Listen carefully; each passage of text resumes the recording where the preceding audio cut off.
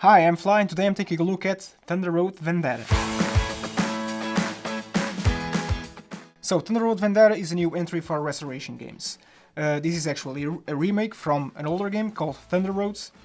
It's what restoration games do. They pick up old games and give them new life. And this one is no different. This game is a race.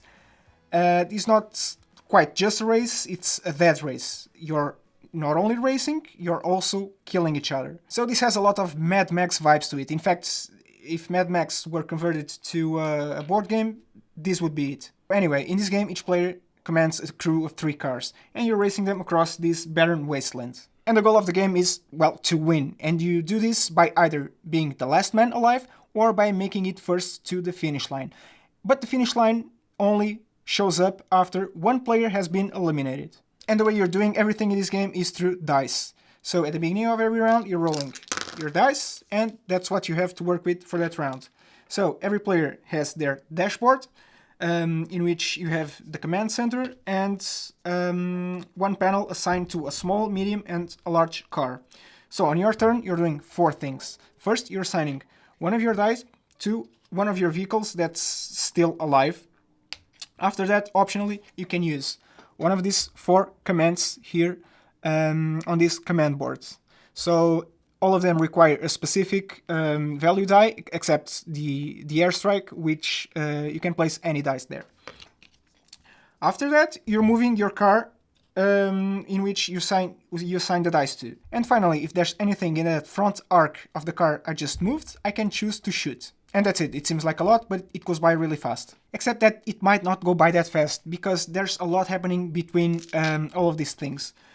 So as I said, this is a death race. And as a death race, there's a lot happening between players, there's a lot of interaction, and it's all dice driven. So besides the player dice in your color, you also have all of these dice that will decide every outcome for everything that you do in the game. So if I actually finish my turn behind another player, or even myself, I can decide to shoot. To shoot, I'm rolling this black die, and the die will tell me whether I hit or not. So the die favors larger vehicles. So because you're more likely to hit a larger vehicle because it's a bigger target, it's more likely that if you target a larger vehicle, you will hit rather than a small vehicle. Okay, that makes sense. While I'm moving, I can also slam into other vehicles. When this happens, so I bumped into someone and I roll these 2 dice. The red one to see which player gets bumped, and the purple die to see in which direction. So I'm rolling them, and again, the die favors the player on the bottom, which means the player being slammed is probably going to get hit, to get moved away, and this tells me in which direction. So in this case, the bottom player would move its car 1 space forward. And a simple move can cause all sorts of chain reactions, because when I bump into someone, I can offset them to be on top of someone else, which then can offset them to some kind of hazard in the track, which, by the way, hazards are these tiles that are placed along the track. So you don't know what they actually are until you step on top of them and you flip them over, and you get to know what it is. Luckily, it's only a pile of mud, but it can also be something like a mine, and this will damage you. When you get damaged, whether by a road hazard or something else, you draw one of these tokens. This is a damage token, and you get you resolve the outcome. So skid, in this case, the car that was hit by the whatever just moves 1 space backwards. But you still take the damage though. You put it in the matching car. It now has 1 damage. When it gets a second damage token, you flip it around. It's now inoperable.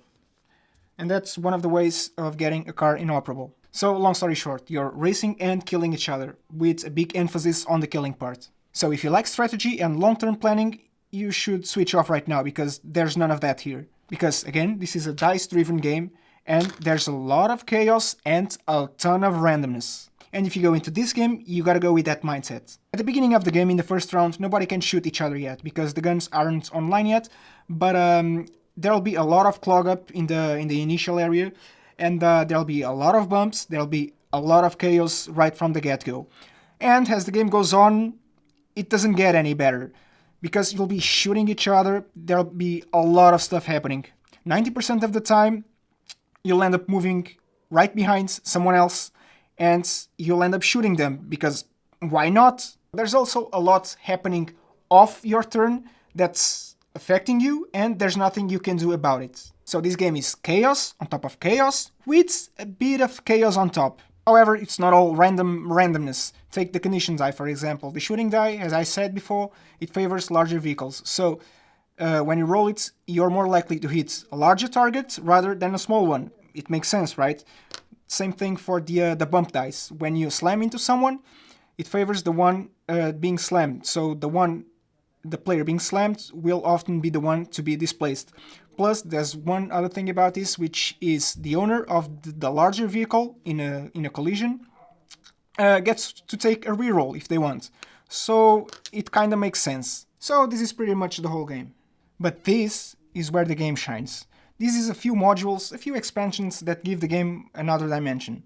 One of them adds these new leaders with unique player powers and a few unique commands of their own. And it also adds these new upgrades to each of your cars, which means asymmetry. So now everybody has their own player powers, their own upgrades.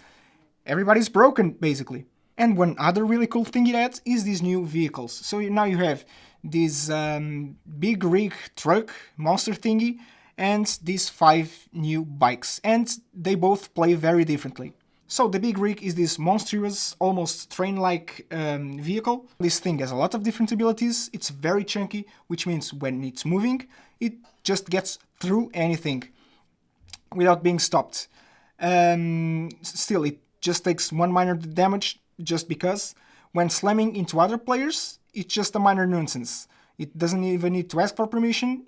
The other player gets moved no matter what. And it's not as easy to be eliminated as other cars. The bikes, on the other hand, they're very flimsy. They will always get pushed by anything all the time, and they cannot take a lot of damage, but they have one good thing, which is they can easily get around every other vehicle. So component-wise, the rulebook is very clear. I just had a few issues trying to find something when in a hurry, but everything's there. All the cardboard components, the tiles and all, they're very thick cardboard. I'm really happy with that. The minis, the figures, the vehicles, I really like them too. They did a really good job with that.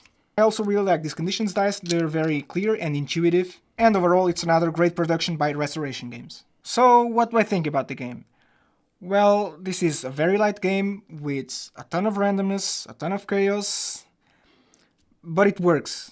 And it's not like it takes very long either. It's a considerably fast game. So in the box says 30 to 75 minutes, which is an odd timing window, but it's fairly accurate.